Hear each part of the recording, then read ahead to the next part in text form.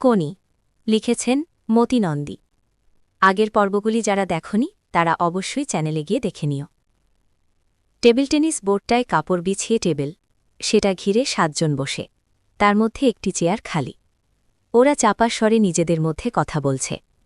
ঘরের বাইরে কয়েকটি ছেলে কার যেন প্রতীক্ষায়। জুপিটার সুইমিং ক্লাবের নতুন প্রেসিডেন্ট এবং এমএলএ বিনোদ ভর ডানদিকে ঝুঁকে সম্পাদক ধীরেন ঘোষকে বলল, একটাই এজেন্ডা না আরও আছে? ধীরেন ঘোষ তার সরু গলাটি যথাসম্ভব লম্বা করে চশমার নিচের অংশের প্লাস পাওয়ারের মধ্য দিয়ে টেবিলে রাখা কাগজের দিকে তাকাল। মেন আইটেম একটাই, আর যা আছে তা খুবই মাইনর। কোরাম হয়েছে তো? হ্যাঁ, সবাই হাজির। ধীরেন ঘোষ এরপর ব্যস্ত হয়ে বলল, যোগু, চা সন্দেশ দিতে বল। যোগেশ্বর ভট্টাচার্য চেয়ার থেকে উঠে দাঁড়িয়েছে মাত্র, তখনই দরজাটা খুলে গেল। ক্ষিতির সিংহ ঘরের প্রতিটি লোকের মুখের উপর চোখ বুলিয়ে প্রেসিডেন্টের মুখামুখি খালি চেয়ারটায় বসার আগে সভাকে নমস্কার জানাল। যোগু জিজ্ঞাসু চোখে ধীরেন ঘোষের দিকে তাকাল। মাথা হেলিয়ে ধীরেন ঘোষ বলল, একটু পরে আনবি। আমার দেরি হয়ে গেল। ক্ষিতীশ ফিকে হেসে প্রেসিডেন্টের দিকে তাকাল। না না, মিনিট 4 মাত্র দেরি হয়েছে। বিনোদ ভর ঘড়ি দেখে ধীরেন ঘোষকে বলল, আমার কিন্তু একটু তাড়া আছে। নিশ্চয়ই নিশ্চয়ই, এক্ষুনি শুরু করছি। বেশিক্ষণ লাগার মতো কিছুই নেই, শুধু সুইমারদের চিঠিটা ছাড়া, আর সেটা আগেই সার্কুলেট করা হয়েছে, সুতরাং নতুন করে বলার কিছু নেই। হ্যাঁ আছে। সবাই ক্ষিতীশের দিকে তাকাল। আমার বিরুদ্ধে চার্জগুলো স্পষ্ট করে চিঠিতে বলা নেই, সেগুলো জানতে চাই। সবাই পরস্পরের মুখের দিকে তাকাল। বিনোদ ভর বলল, ধীরেনবাবু, ওর বিরুদ্ধে যা যা অভিযোগ উঠেছে সেগুলো তাহলে বলুন। ধীরেন ঘোষ বিব্রতভাবে হরিচরণ মিত্তিরের দিকে তাকাল। হরিচরণ নড়ে চড়ে বসল। সিদ্ধা সম্পর্কে অভিযোগ ছেলেদের, মানে সুইমারদের, যারা 7 বছর 8 বছর আমাদের ক্লাবের হয়ে বিভিন্ন কম্পিটিশনে নামছে, মেডেল আনছে, মানে আমাদের মুখোজ্জ্বল করছে। বাজে কথা। ক্ষিতীশ গম্ভীর স্বরে বলল, মেডেল হয়তো আনে, কিন্তু মুখোজ্জ্বল করার মতো কিছুই করেনি। শ্যামল 4 বছর আগে 1 মিনিট 4 সেকেন্ডে 100 মিটার ফ্রিস্টাইল টানত, এখনও তাই টানে। এটা কি মুখোজ্জ্বল করার মতো ব্যাপার? হরিচরণ কথাগুলো না শোনার ভান করে বলতে লাগল, এই সব সুইমাররাই হচ্ছে ক্লাবের প্রাণ। এদের নিয়েই ক্লাব টিকে আছে, এগিয়ে চলেছে। এরা উচ্ছল, এরা চঞ্চল। এদের হ্যান্ডেল করতে হলে এদের মতো হয়ে এদের সঙ্গে মিশতে হবে, বুঝতে হবে, আধুনিক সময়ের সঙ্গে তাল রেখে চলতে হবে। তার মানে রাস্তার মোড়ে দাঁড়িয়ে ঘণ্টার পর ঘণ্টা আড্ডা মারবে, পড়াশুনো করবে না, ট্রেনিং করবে না, একে উচ্ছলতা বলে মানতে হবে। এদের সঙ্গে তাল রেখে আমাকে আধুনিক হতে হবে, তবেই এদের হ্যান্ডেল করা যাবে। কিন্তু ওদের মন মেজাজ বোঝার ক্ষমতা, দুঃখের সঙ্গে বলতে হচ্ছে খিদ্দার নেই। হরিচরণ সকলের মুখের দিকে তাকাল। 3-4টি মাথা নড়ে উঠল একসঙ্গে, সমর্থন জানিয়ে। ক্ষিতীশের চোখ পিটপিট করতে লাগল, পুরো লেন্সের ওধারে। ক্ষিতীশ জুনিয়র ছেলেদের সামনেই শ্যামলকে তার টাইম আর আমেরিকার 12 বছরের মেয়েদের টাইমের তুলনা করে অপমান করেছেন। গোবিন্দ এখনও ব্রেস্ট স্ট্রোকে বেঙ্গল রেকর্ড হোল্ড করছে, লাস্ট ইয়ারেও বোম্বাই ন্যাশনালে গেছিল। তাকে বলেছেন কান ধরে ক্লাব থেকে বার করে দেবে। সুহাস ইনফ্লুয়েঞ্জায় পড়ে 3 দশক আসতে পারেনি।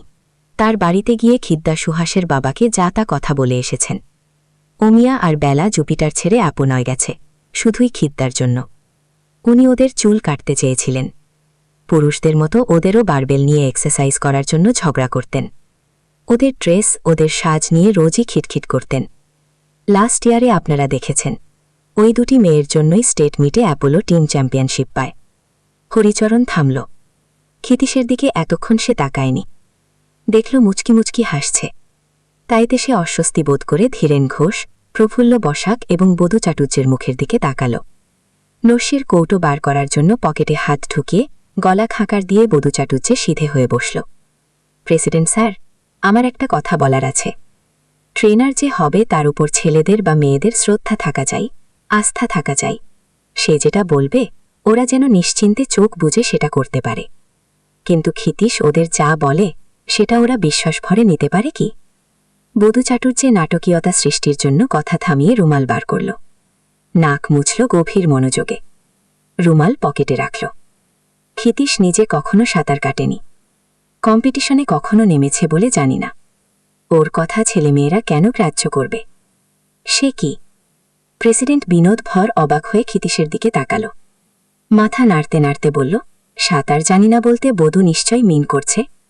আমি কখনো কোনো কম্পিটিশনে মেডেল পাইনি, তাই না? হ্যাঁ হ্যাঁ, আমি তাই বলছি, ব্যস্ত হয়ে বধূ বলল। কোচের রেপুটেশন থাকা দরকার, নয়তো ছেলেমেয়েরা মানবে কেন? হরিচরণকে ওরা মানে কেন? ইন্ডিয়া চ্যাম্পিয়ন ছিল, অলিম্পিকেও গেছে, গঙ্গায় ১৩ মাইলের কম্পিটিশন পরপর ৩ বার জিতেছে। আপনি অলিম্পিকে গেছিলেন? বিনোদ ভরের বিস্মিত ভ্রু কপাল বেয়ে চুলে গিয়ে ঠেকল। কিঞ্চিত গদগদ স্বরে হরিচরণ বলল, লন্ডনে 48 অলিম্পিকে আমি ১৫০০ মিটারে ইন্ডিয়াকে রিপ্রেজেন্ট করেছি, ওয়াটারপোলো টিমেও ছিলুম। কি রেজাল্ট করেছিলেন? প্রেসিডেন্ট ঝুঁকে পড়ল টেবিলে। দ্রুত সকলের মুখের উপর একবার চোখ বুলিয়ে ঠোক গিলে বলল, 0.5 সেকেন্ডের জন্য ব্রঞ্জটা মিস করেছি। হঠাৎ বিষম খেয়ে কাশতে শুরু করল ক্ষিতীশ। সবাই তার দিকে তাকাল। কাশি থামিয়ে ক্ষিতীশ বলল, আই এম সরি, মাঝে মাঝে আমার এরকম হয়। প্রেসিডেন্ট বিরক্ত চোখ দুটো সরিয়ে নিয়ে আবার রাখল হরিচরণের মুখে। গোল্ড পেয়েছিল আমেরিকার ম্যাকলেন। জল থেকে উঠে আমায় বলেছিল, তুমি পাশে ছিলে তাই এত ভালো চার্জ পেয়েছি। বটে বটে, তা আপনি কি বললেন? আমি আর কি বলবো, ওকে কংগ্রাচুলেট করে বললুম। ইন্ডিয়াতে যে টাইম করে এসেছি সেটা যদি আজ করতে পারতুম তাহলে। হরিচরণ থেমে গেল। খুক খুক একটা শব্দ হচ্ছে। প্রেসিডেন্ট বিরক্ত হয়ে বলল, আবার আপনি কাশছেন? নিশ্চয়ই আপনার কাশির অসুখ আছে। মুখ নিচু করে ফিসফিসিয়ে বলল, হরি, গোল্ড না সিলভার, তাহলে কোনটা হতো? হরিচরণ উত্তেজিত স্বরে বলল, মেডেলের কথা তো আমি বলিনি। তুমি হঠাৎ গায়ে পড়ে টিপ্পনি কাটছ কেন? জেলাসি। নসির কৌটোয় চাটা দিয়ে বধূ মন্তব্য করল। ক্ষিতীশ বড় ফালতু কথা বলে। কার্তিক সাহা এতক্ষণে মুখ খুলল। বারবার দেখেছি, কখনই ও হরিকে সহ্য করতে পারে না। জেলাসি হোক ফ্যালাসি হোক, আমাকে 5 জনের সামনে বিদ্রুপ করে তুমি কি আনন্দ পাও খিত্তা বলো তো? ক্ষিতীশ চশমাটা চোখ থেকে নামিয়ে টেবিলে রাখল। কঠিন স্বরে বলল, আমার বিরুদ্ধে আর কি অভিযোগ আছে ধীরেন? ধীরেন ঘোষ তাড়াতাড়ি ঝুঁকে কয়েকটা কাগজ উল্টে পাল্টে বলল, এই সবই আর কি। অভিযোগ এনেছে সুইমাররা, ওরা বাইরেই আছে। প্রেসিডেন্ট যদি বলেন তো ওরা নিজেরাই এখানে এসে বলতে পারে। না, তার দরকার নেই। ক্ষিতীশ চশমাটা চোখে পড়ল। অভিযোগগুলি সত্যি। টেবিলের মুখগুলি উজ্জ্বল হয়ে উঠল। কেউ মাথা নাড়ল, কেউ নড়ে চড়ে বসল। ওদের ভাবভঙ্গিতে এই কথাটাই ফুটে উঠল, এইবার তাহলে বাছাধন, এইবার কি বলবে? আমি জানি ওরা কি বলবে। বলবে আমি জলে নামি না, খাটতে বলি, না খাটিয়ে গালাগালি করি। আপনারা বলবেন আমি রেজাল্ট দেখাতে পারিনি 3-4 বছর।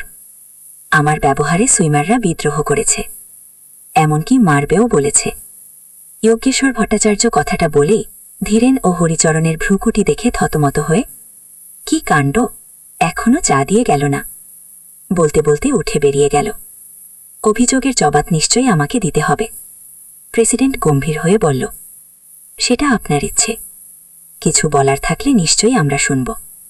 সারা ঘর উৎকণ্ঠিত হয়ে অপেক্ষা করছে। চশমাটা আবার টেবিলে রেখে ক্ষিতীশ চোখ বোঝে। এই ক্লাবে আমি প্রথম আসি 35 বছর আগে। ধীরেনও তখন আসে। বছর 5 পর হরিচরণ। ওদের মতো জুপিটারকে আমিও ভালোবাসি। আমিও চাই জুপিটারের গৌরব, চাই ভারতের সেরা হয়ে ওঠুক জুপিটার। এই গৌরব এনে দেয় সাঁতারুরা, ওয়াটারপোলো প্লেয়াররা, ডাইভাররা। ওদের পারফরমেন্স যত উঠবে গৌরবও তত বাড়বে। আমার যা কিছু চেষ্টা তা ওদের উন্নতির জন্যই। এজন্য আমি কঠোর হয়েছি, গালাগালিও দিয়েছি। ক্ষিতীশের বলার ভঙ্গি ও কণ্ঠস্বরে ঘরটা গম্ভীর থমথমে হয়ে উঠল। সাঁতারে অবিশ্বাস্য রকমে পৃথিবী এগিয়ে গেছে। আর আমরা, আমাদের এক একটা রেকর্ডের বয়স 10 বছর, 15 বছর, 25 বছর হতে চলল শচীন নাগের রেকর্ডের বয়স। কেন এই থমকে থাকা? যেভাবে পৃথিবী এগোচ্ছে আমাদেরও সেইভাবে এগোতে হবে। এসব এমন কিছু কথা নয়, আমাদেরও জানা আছে। শুনতে ভালোই লাগে। হরিচরণ ভারিক্কি চালে বলল এবং প্রেসিডেন্টের দিকে পাকাল। আসল যে জিনিস ফুড, সেটা কই? খাটবে যে, খাদ্য কই? তা যখন পাওয়া যাবে না তখন খাটিয়ে খাটিয়ে টিবি রোগ ধরিয়ে দিয়ে লাভ কিছু হবে? ঠিক কথা। ফুড কই? যজ্ঞেশ্বর টেবিল চাপড়ে পড়ে উঠল। প্রেসিডেন্ট এবং ধীরেন ঘোষ মাথা নাড়ল। বধূ কৌটো থেকে বড় একটি নস্যি বার করল। বাজে কথা, চাপা এবং দৃঢ় সারে বলল ক্ষিতীশ।